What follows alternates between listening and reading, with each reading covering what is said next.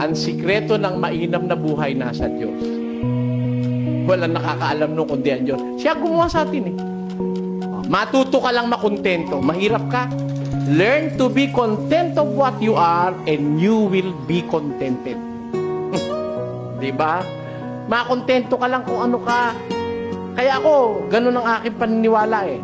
Gaya ni San Pablo, sa 4 ng Filipos, ganito ating mababasa. Marunong akong magpakababa at marunong naman akong magpakasagana. Sa bawat bagay at sa lahat ng bagay ay natutuhan ko ang lihim, maging sa kabusugan at maging sa kagutuman, at maging sa kasaganaan at maging sa kasalatan. Ayun. Marunong akong sagana. Marunong din naman akong mahirap. Marunong akong masalat. Marunong naman akong marami. Tayo, kontento siya. O pagka kontento ka, may problema ka ba? Wala. Kano kita mo?